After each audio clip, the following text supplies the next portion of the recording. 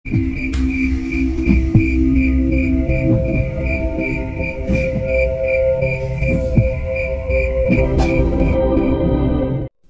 musim kemarau seperti ini, suhu udara di desaku sangatlah dingin. Jangankan mandi di pagi hari, untuk sekedar mencuci muka saja rasanya enggan. Dan di depan tungku memasak yang berbahan bakar kayu kering, aku menikmati pagi sambil menghangatkan tubuhku. Suasana pagi yang cerah ini terusik oleh suara bising knalpot motor 2 tak milik Sarmo yang tidak biasanya datang ke rumahku sepagi ini. Karena mendengar suara bising knalpot Sarmo, aku pun bergegas menuju kamar mandi untuk segera mandi, karena aku dan Sarmo akan pergi memancing ke laut hari ini. "Pade, Bude, Marwan mati deh," ucapnya dengan wajah ketakutan sambil berjalan cepat ke arah dapur rumahku. "Yang bener, Mo, yang bener kamu?" tanya bapak dengan wajah terkejutnya. "Iya Pade, bener," jawab Sarmo dengan nafas tersengal-sengal ketika sampai ke dapur. Priyo, cepet mandinya. Marwan mati, Pri," teriak Sarmo sambil mengetuk pintu kamar mandi. Cangkemmu belum kemasukan sarapan ya, Mo? Pagi-pagi sudah kemasukan setan," jawabku dengan nada marah karena kaget dengan apa yang Sarmo sampaikan. "Bener, Pri, buruan mandinya cepet. Ayo kita lihat jasadnya." "Jasadnya Marwan ada di tikungan Kidul Ringin," jawab Sarmo menjelaskan. "Loh, memangnya Marwan meninggal kecelakaan, Mo?" tanya bapak yang sama terkejutnya denganku. "Iya Pak De, jasad Marwan masih berada di sana," jawab Sarmo lagi. Aku pun keluar dari kamar mandi dengan kedua tangan yang masih basah dan menanyakan kembali kabar buruk yang dibawa Sarmo pagi ini. "Kalau bicara yang jelas, Mo," ucapku sambil mengusap tanganku yang masih basah ke wajah Sarmo. Bapak dan ibu yang melihat kami berdua hanya tersenyum, karena ulahku yang membuat muka Sarmo basah. "Asem," jawab Sarmo kesal sambil mengusap wajahnya. "Marwan beneran meninggal, Mo?" tanya ibu sambil membuatkan teh manis untuk kami. "Iya Bude, aku tadi sudah melihat jasad Marwan di tikungan Kidul Ringin. Di sana sudah banyak orang, tapi jasad Marwan belum dipindahkan, hanya ditutupi daun pisang," jelas Sarmo dengan wajah serius sambil terus meniup-niup gelas yang berisi teh masih panas. "Kita batalkan saja rencana kita untuk mancing, Mo. Ayo kita ke tikungan Kidul Ringin," ajakku sambil melangkah keluar rumah untuk memanasi motor Supra kesayanganku. Sesampainya aku dan Sarmo di tikungan tajam yang memang sering memakan korban itu, Ringin Kidul, tampak beberapa petugas kepolisian sudah di sana. Mereka sedang melakukan olah TKP untuk mencari penyebab kecelakaan yang merenggut nyawa Marwan. Aku dan Sarmo yang sudah ada di antara kerumunan warga pun mendengar bisik-bisik beberapa warga yang menyimpulkan bahwa Marwan jatuh dari motornya karena sedang mabuk. Karena tidak jauh dari motor Marwan tergeletak, ditemukan botol minuman keras bergambar orang tua berjenggot putih dan berkepala botak. Aku yang sangat mengenal Marwan pun tidak percaya begitu saja, dan dengan sedikit kesal, aku menggumam dengan agak keras. "Nggak mungkin Marwan mabuk, Lek. Aku kenal Marwan dari kecil," gumamku yang disambut beberapa pasang mata yang langsung menatapku. Aku bergegas pergi dari sana dan langsung menuju ke rumah Marwan. Di sana tampak Mbah Ranto duduk di teras rumahnya dengan air mata yang mengalir di wajah tuanya. "Yang sabar, Mbah. Ini sudah takdir. Ikhlaskan kepergian Marwan," ucap Pak Lurah dan beberapa orang yang ada di rumah Mbah Ranto sambil mengusap punggungnya. Kesedihan Mbah Ranto nampak sekali terukir di wajahnya, karena hanya Marwanlah satu-satunya orang yang beliau miliki. Setelah ibu dari Marwan, yang juga anak dari Mbah Ranto, sudah terlebih dahulu menghadap sang pencipta di perantauan. Marwan yang menjadi tumpuan hidup Mbah Ranto, kini juga sudah tiada, dan kematiannya yang sangat tragis. Setelah Mbah Ranto merasa tenang, Pak Lurah pun menyampaikan kepada Mbah Ranto bahwa pihak kepolisian akan membawa jenazah Marwan ke rumah sakit kota untuk melakukan otopsi. Tapi Mbah Ranto menolaknya dan meminta agar Marwan segera dibawa pulang saja untuk dimandikan dan disolatkan seperti layaknya orang-orang yang meninggal di daerah itu. Dengan kata lain, Mbah Ranto menolak penyelidikan atas kematian Marwan dan meminta hari itu juga untuk menguburkan jasad Marwan. Atas permintaan dari Mbah Ranto itulah jasad Marwan lalu dibawa pulang dan diurus dengan baik, walaupun kematiannya meninggalkan tanda tanya besar di benak semua orang. Karena semua orang di desa kami tahu sikap keseharian Marwan yang sangat aku tahu. Marwan tidak pernah minum minuman beralkohol, karena aku dan teman-teman yang lain sangat tahu dan sangat mengenal Marwan. Setelah jasad Marwan dibawa pulang, aku dan Sarmo yang awalnya takut untuk sekedar melihat sosok Marwan yang kini sudah terbujur kaku di dalam rumah Mbah Ranto, dipaksa untuk melihat dari jarak dekat oleh Lek Tum. Lek Tum berkata kepada kami untuk ikut mengurus jenazah Marwan, supaya Marwan senang dan tidak mengganggu kami nantinya. Aku dan Sarmo pun akhirnya ikut memandikan sampai mengkafani jenazah teman kami itu. Setelah mengantarkan Marwan ke tempat peristirahatan terakhirnya, aku dan Sarmo mengantarkan Mbah Ranto pulang ke rumahnya. Mbah Ranto pun meminta kami untuk mengurus sepeda motor Marwan yang sudah terparkir rapi di teras rumah Mbah Ranto. Sesuai permintaan Mbah Ranto, aku dan Sarmo mencuci motor Marwan dan memarkirkannya kembali di teras rumah. Motor Honda Astrea yang masih sangat orisinil dan terlihat apik tanpa modifikasi apapun, mulai kami kuyur dengan air. Aku dan Sarmo dengan seksama memperhatikan kondisi motor yang tampak terlihat baik-baik saja dan tidak ada bekas goresan baru yang menunjukkan kalau Marwan terjatuh dari motornya. Wong jatuh sampai kepalanya pecah kok, motornya ndak rusak sama sekali, ujar Sarmo yang ternyata memiliki pikiran yang sama denganku. Harusnya ada lecet ataupun kerusakan kecil yang terjadi pada motor tua ini ya, Pri, imbu Sarmo sambil menatap ke arahku. Motor ini bisa seberapa kencangnya sih, Mo? Lawang orang di persnelingnya saja sampai 3 kok, jawabku yang membuat Sarmo mengangguk-anggukkan kepala.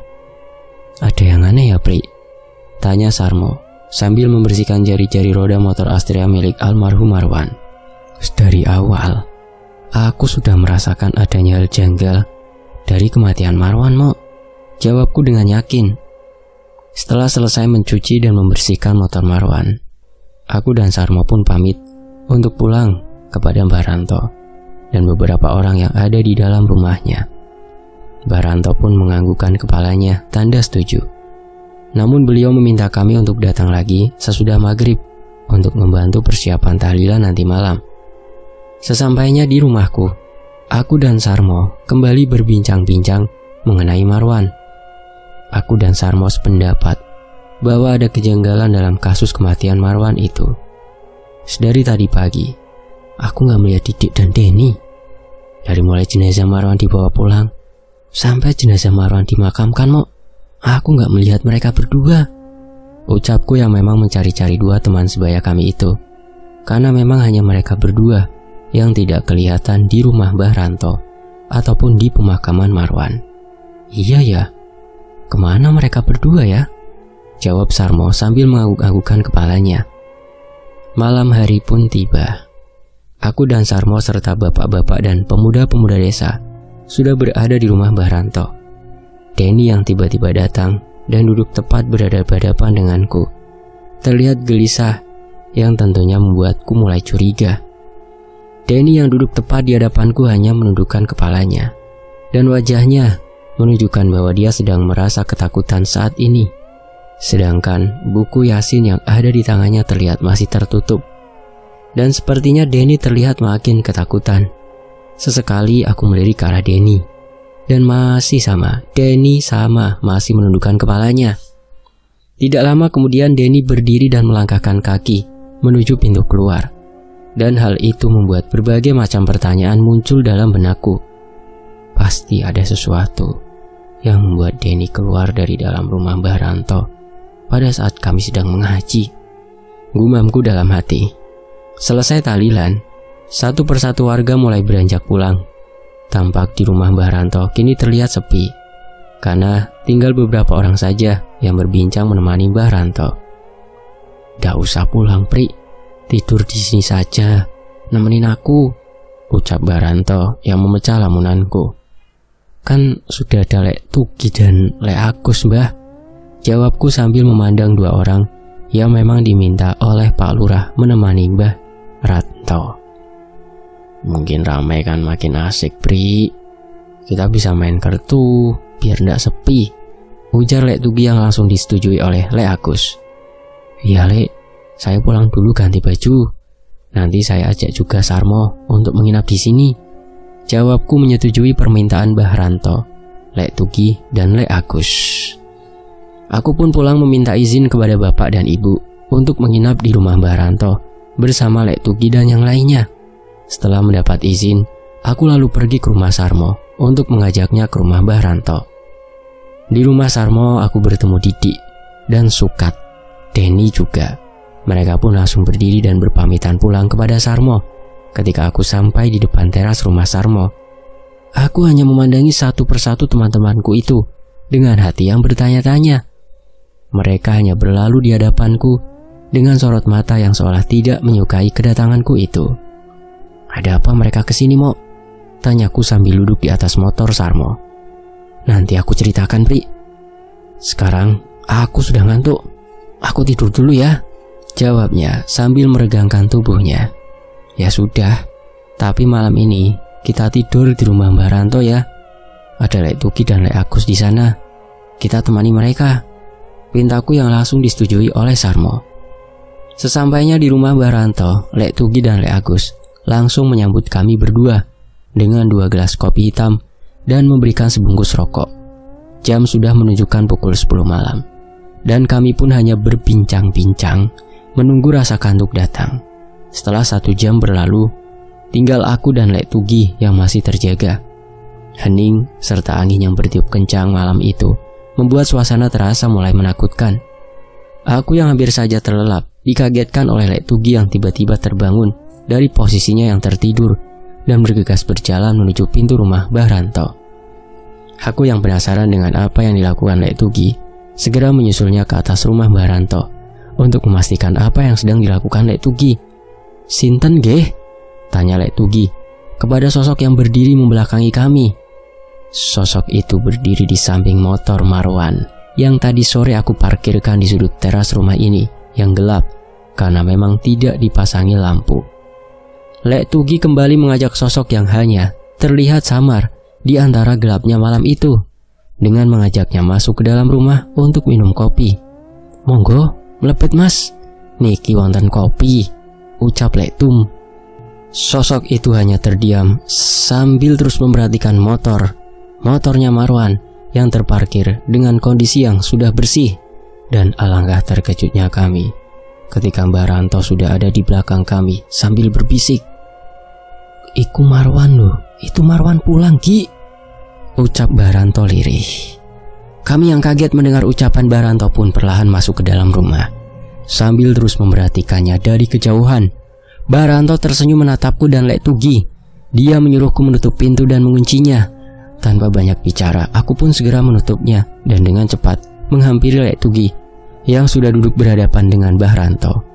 Bulu kudukku pun meremang ketika Mbah Ranto bercerita bahwa Marwan membangunkannya tadi. "Marwan itu meninggal bukan karena jatuh dari motor, Le," ucap Mbah Ranto dengan bibir bergetar menahan tangis. "Marwan tadi bilang kalau dia meninggal dengan cara dibunuh," ucap lirih Mbah Ranto sambil memegang dadanya. Aku dan Lek Tugi pun terkejut mendengar apa yang disampaikan oleh Mbah Ranto.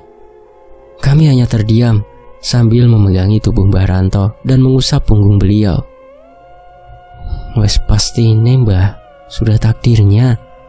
Tidak usah disesali. Ikhlaskan kepergian Mawar, Mbah," bisik Lek Tugi menenangkan Mbah Ranto. Aku dan Lek Tugi pun tidak tidur semalaman. Kami berdua larut dalam pikiran masing-masing sampai azan subuh berkumandang.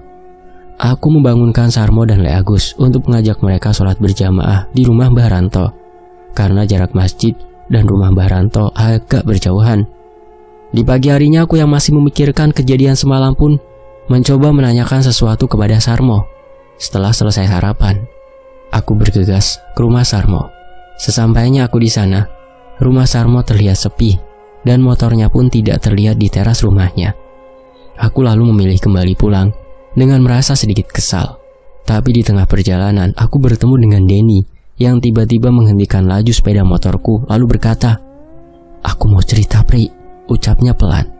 "Aku juga mau bertanya sesuatu. Ayo naik, kita ngobrol di rumahku saja," pintaku yang langsung disetujui Denny.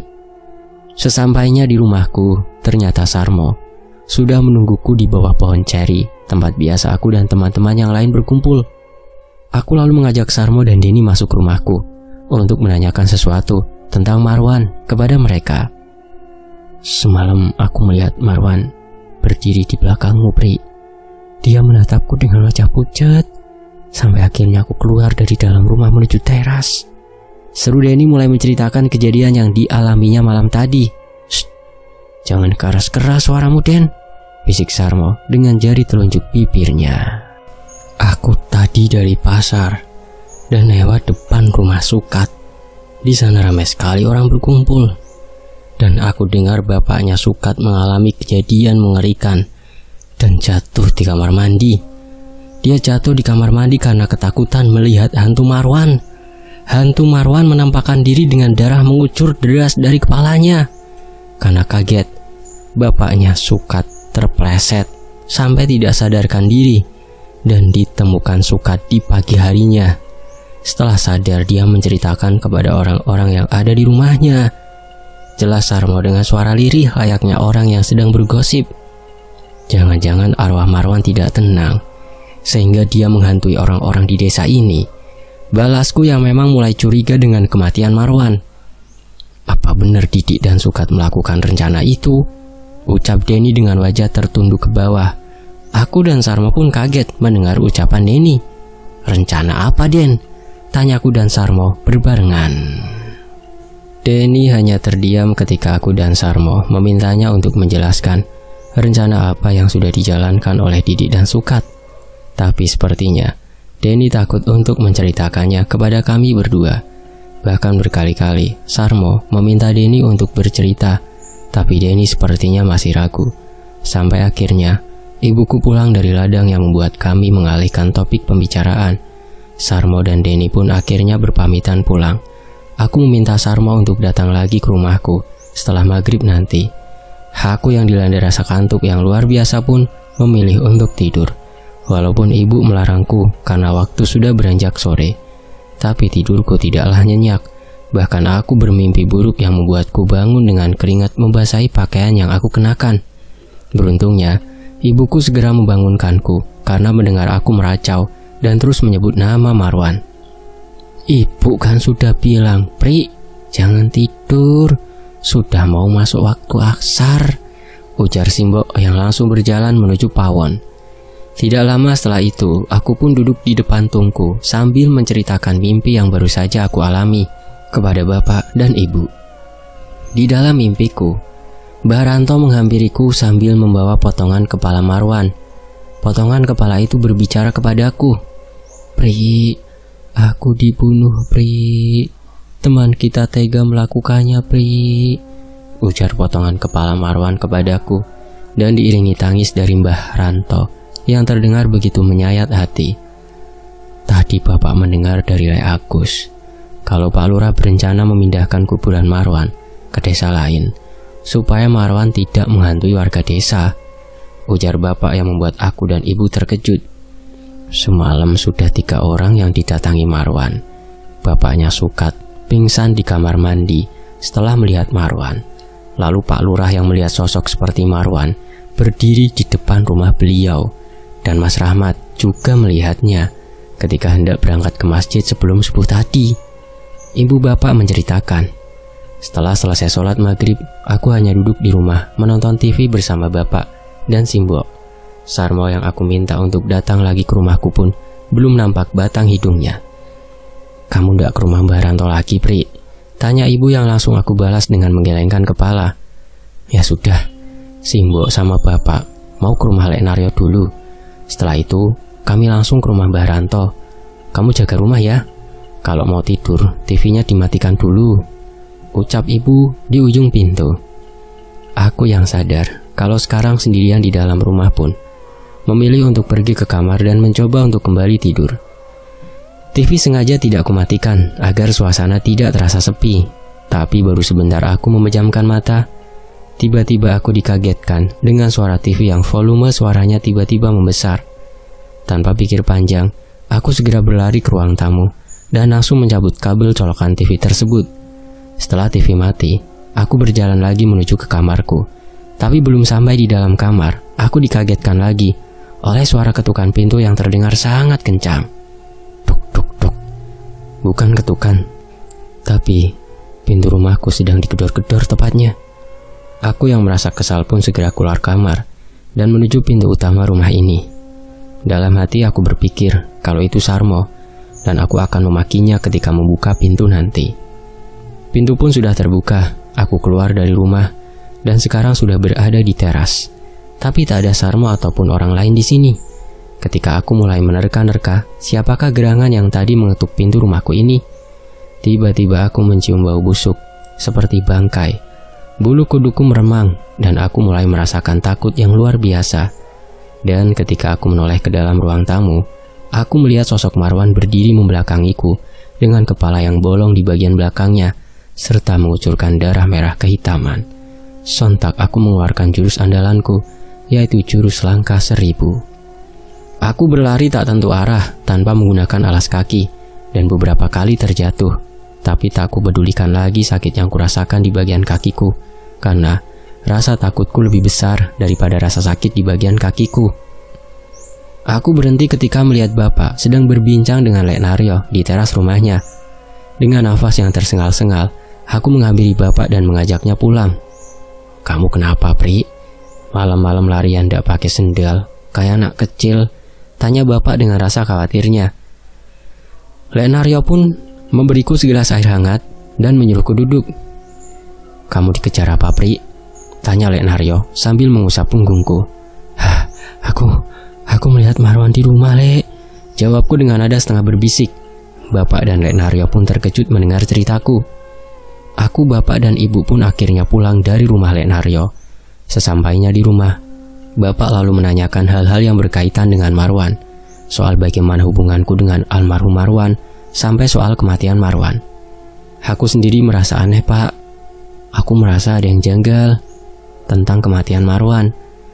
Kalau hubungan pertemananku dengan Marwan, sepertinya baik-baik saja, Pak. Tidak ada masalah apapun, ujarku menjelaskan kepada bapak. Bapak dan ibu takut, Pri, kalau kamu punya salah sama Marwan atau punya utang dengannya, sampai-sampai kamu dihantui Marwan, ucap ibu dengan wajah tegangnya. Alhamdulillah, hubungan aku dan almarhum Marwan baik-baik saja kok, Bu, dan tidak ada hutang piutang antara aku dan Marwan, jawabku. Ya sudah, Pri, nanti kamu tidur sama bapak di ruang tamu biar kamu tidak ketakutan, ucap bapak yang langsung aku setujui. Pagi pun datang. Selesai sholat subuh berjamaah, kami kembali melakukan rutinitas seperti biasanya. Aku yang selesai sarapan dan sedang memanasi motor kesayanganku dikagetkan dengan kedatangan Lek Tugi dan Lek Agus. Mereka menceritakan kejadian yang malam tadi menimpa mereka di rumah Mbah Ranto. Marwan semalam pulang lagi, Pri, ucap Lek Tugi sambil meniup gelas berisi kopi yang sudah ibu buatkan. Aku pun duduk di sebelah bapak dan menceritakan kalau semalam Marwan juga datang ke sini. Kamu melihatnya, Pri? Tanya Lek Agus yang mulai penasaran. Iya, Lek. Ia membelakangiku dengan kepala bolong dan darah yang mengalir merah kehitaman, ujarku menceritakan detail kejadian semalam. Semalam itu, suara Marwan terdengar di kamarnya, Pri. Dia meminta tolong supaya bisa tenang, ujar Lek Tugi menceritakan kejadian semalam. Sudah banyak warga yang dihantui Marwan, Kang. Terus kita harus bagaimana supaya Marwan tidak menghantui warga desa lagi? Tanya Lek Agus kepada bapak.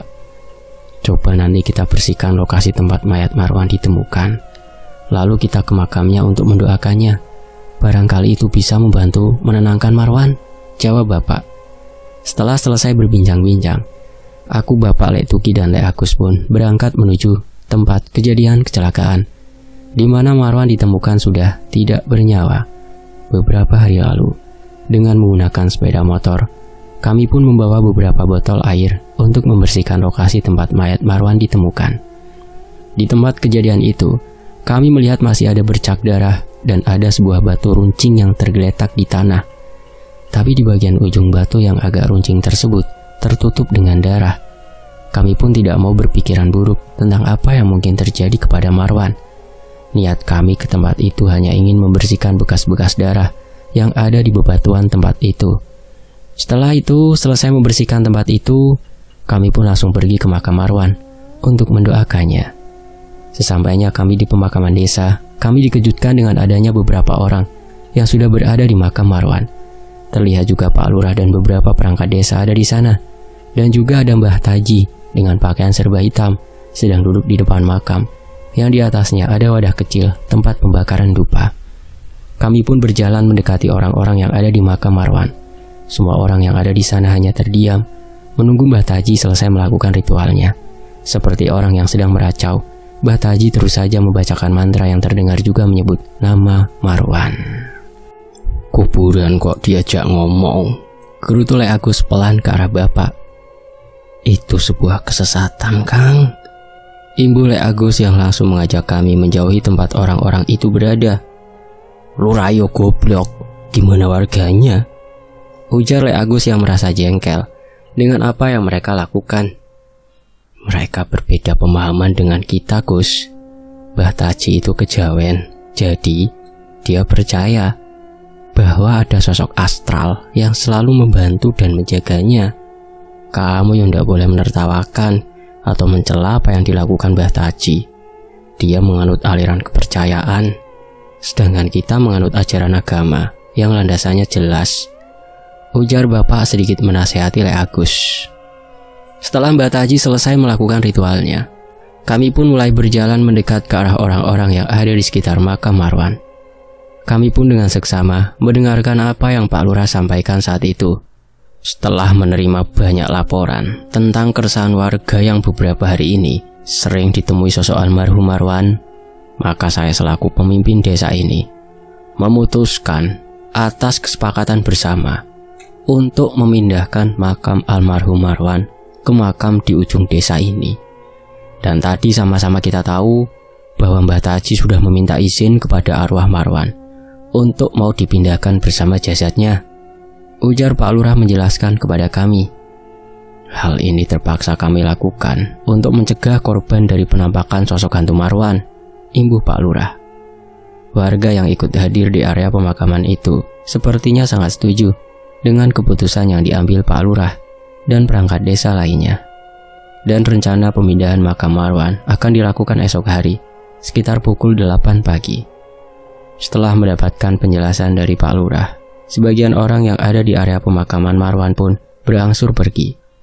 Kami yang sudah berniat untuk mendoakan almarhum Marwan pun memilih untuk menunggu semua orang pergi dari makam Marwan. Setelah membersihkan makam Marwan dan mendoakannya, aku, bapak, Lek Tugu, dan Lek Agus pun berniat mengunjungi rumah Mbah Ranto. Kami akan menanyakan kepada beliau, apakah Mbah Ranto benar-benar setuju untuk memindahkan makam Marwan ke area pemakaman Wingit yang ada jauh dari desa kami dan berbatasan dengan hutan yang ada di daerah kami. Sesampainya kami di rumah Mbah Ranto, bapak lalu menanyakan perihal pemindahan makam dari cucu Mbah Ranto tersebut. Tapi sepertinya Mbah Ranto tidak mengetahui hal itu dan terlihat sangat terkejut ketika bapak dan Lek Tugi menceritakan apa yang tadi kami temui di pemakaman desa.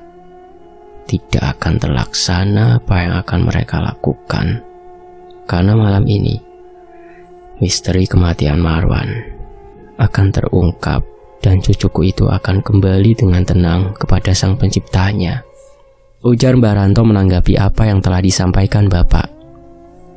Memang sebenarnya ada apa toh Mbah? Kenapa bisa Marwan yang sudah meninggal arwahnya bergentayangan di desa ini? Tanya Lek Agus yang merasa penasaran dengan apa yang sudah diceritakan oleh Mbah Ranto tadi. Nanti malam semuanya akan terungkap, Gus. Kita tunggu saja, jawab Mbah Ranto dengan pandangan mata kosong. Setelah kami berbincang tentang persoalan itu, aku pun berpamitan kepada bapak, Lek Tugi, Lek Agus, dan Mbah Ranto untuk pergi ke rumah Sarmo.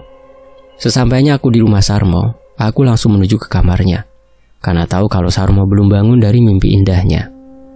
Bocah ora waras, udah siang belum bangun juga, ucapku ketika sudah berada di kamar Sarmo. Bangun Mo, ayo kita ke rumah Denny, ucapku sambil menggoyangkan tubuh Sarmo. Setelah bangun dari tidur lelapnya, Sarmo memintaku untuk membuat kopi dan menunggu di teras. Buatku rumah Sarmo sudah seperti rumah sendiri, karena kami memang masih bersaudara. Sambil menikmati kopi dan berbatang-batang rokok, aku mulai bercerita tentang kejadian yang menimpaku semalam, dan juga apa yang sudah aku, Bapak Letugi dan Le Agus lakukan pagi ini. Serta aku menceritakan juga tentang rencana pemindahan makam Marwan yang akan dilakukan besok pagi. Kalau begitu, ayo kita cari Denny saja, Mo. Aku yakin dia tahu penyebab kematian Marwan, ucapku dengan yakin. Tanpa menunggu lagi, kami pun langsung bergegas menuju rumah Denny, dengan semangat ingin mencari tahu apa yang sedang dirahasiakan Denny. Sesampainya di rumah Denny, kami sangat terkejut ketika sudah banyak orang yang berkerumun di halaman rumahnya. Kami juga mendengar Denny berteriak dan meracau tidak jelas, hingga akhirnya keluarga Denny memanggil Mbah Taji untuk menyembuhkan Denny. Setelah Mbah Taji datang dan melakukan mediasi dengan sosok yang merasuki tubuh Denny, tidak lama kemudian Pak Lurah dan Pak Sekdes datang bersama beberapa orang dari kelurahan. Kami semua yang ada di situ menyaksikan Denny kini bertingkah aneh sambil memegang arang batok kelapa yang dibuatnya menuliskan sesuatu ke lantai rumahnya. Di lantai rumah yang hanya lantai biasa tanpa keramik itu, kini berubah menghitam karena banyak coretan-coretan yang dibuat Denny. Setelah Denny lebih tenang, Mbah Taji mulai menanyai siapakah sosok yang kini ada di dalam tubuh Denny. Sudah beberapa kali Mbah Taji bertanya, Denny hanya diam saja dan mulai berdiri menuju ke arah dinding rumahnya. Di depan dinding itu, Denny menuliskan sebuah nama dengan huruf besar yang dapat dibaca dengan jelas oleh kami semua yang ada di rumah Denny. Marwan, tulis Denny di depan dinding rumahnya. Oh, iki awakmu toan? Tanya Mbah Taji yang langsung dibalas anggukan kepala oleh Denny. Ono apa wan? Kenapa kamu mengganggu kami? Tanya Mbah Taji lagi. Aku belum mati, jawab sosok yang ada di dalam tubuh Denny dengan menuliskan kata tersebut. Aku belum mati. Apa kamu masih ada masalah yang belum kamu selesaikan, Wan? Tanya Mbah Taji yang lagi-lagi dibalas dengan anggukan kepala oleh Denny. Dibunuh, ujar sosok itu lagi dengan menuliskan sebuah kata yang membuat semua orang terkejut kala itu. Kamu mati dibunuh, Le? Tanya Mbah Taji yang sepertinya sangat paham dengan apa yang tersirat dari kata yang dituliskan sosok Marwan yang sedang merasuki tubuh Denny. Denny pun menganggukkan kepalanya, lalu kembali menuliskan sesuatu di dinding yang ada di depannya. Mereka juga harus mati. Setelah menuliskan sebuah kalimat yang membuat semua orang terkejut, tubuh Denny pun ambruk ke lantai dan tidak sadarkan diri. Mbah Taji pun langsung menolong Denny agar sukmanya tidak terbawa oleh Marwan yang rupa-rupanya sedang menuntut balas akan kematiannya. Setelah Denny tersadar, perlahan warga sekitar pun membubarkan diri. Di rumah Denny kini hanya tersisa Pak Lurah dan perangkat desa bersama Mbah Taji dan juga orang tua Denny. Sementara itu aku dan Sarmo memilih berada di luar rumah karena sungkan dengan Pak Lurah dan juga Mbah Taji. Apa yang kamu lihat dan kamu rasakan tadi, Le? Tanya Mbah Taji kepada Denny yang terlihat sudah membaik. Sosok Marwan tiba-tiba ada di hadapanku, Mbah. Wajahnya pucat dan dari kepalanya darah terus menetes. Marwan tersenyum dan mendekatiku. Setelah itu aku seperti sedang bermimpi, Mbah, jawab Denny dengan suara agak gugup. Arwah Marwan menginginkan kau menceritakannya kepada kami tentang apa yang telah terjadi kepada dirinya, Le. Dan sepertinya kau juga sedikit tahu tentang hal itu, ujar Mbah Taji menjelaskan.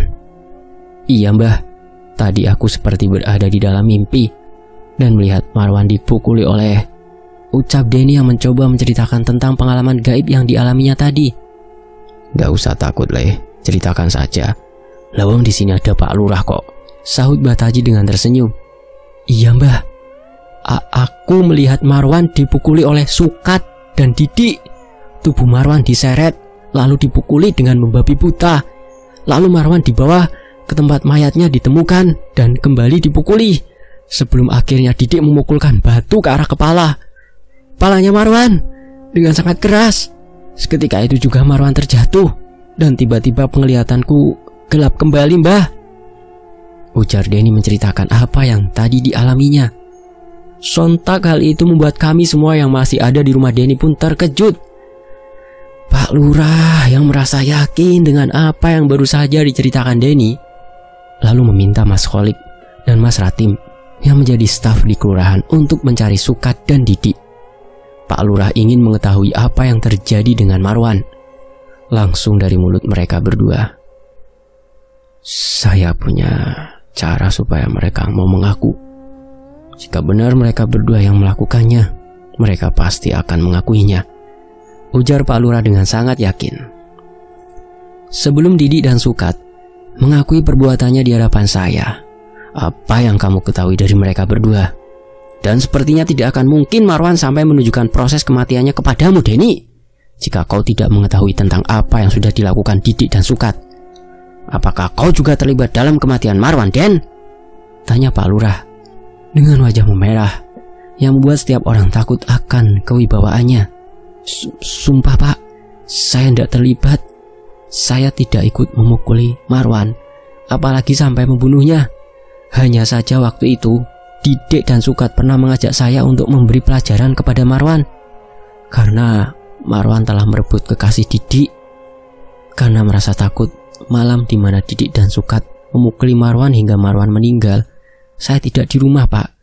Saya pergi ke rumah Pak Satrio yang ada di kota, jawab Denny sambil menunjukkan wajahnya. Betul Pak Lurah, sore itu Denny pergi bersama Linda, adiknya, dan menginap di sana, ujar Pak Ruji, orang tua dari Denny. Baiklah, jadi penyebab terbunuhnya Marwan adalah karena Didik merasa sakit hati setelah kekasihnya direbut oleh Marwan, ya? Tanya Pak Lurah dengan tegas. Bukan direbut, Pak, tapi sebenarnya Rini dan Didik memang sudah lama putus. Karena Marwan tahu bahwa Rini tidak memiliki kekasih, maka Marwan pun mengungkapkan perasaannya kepada Rini, dan akhirnya mereka pun berpacaran. Kurang lebihnya seperti itu, Pak, jawab Denny dengan mantap. Baiklah, jadi bisa diambil kesimpulan bahwa Didik memang menaruh dendam kepada Marwan, hingga akhirnya Didik yang dibantu Sukat tega menghabisi Marwan, yang dibalas anggukan kepala oleh Denny. Jam sudah menunjukkan pukul 3 sore. Entah Mas Kholik dan Mas Ratim dapat menemukan Didik atau Sukat. Karena sudah lama menunggu, akhirnya aku dan Sarmo pun memutuskan untuk pulang.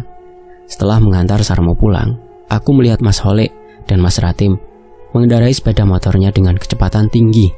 Karena penasaran, aku lalu mengikuti mereka berdua yang rupanya kembali menuju ke rumah Denny. Pak Lurah dan Mbah Taji juga masih berada di rumah Denny. Mereka memang menunggu kabar dari Mas Kholik dan Mas Ratim.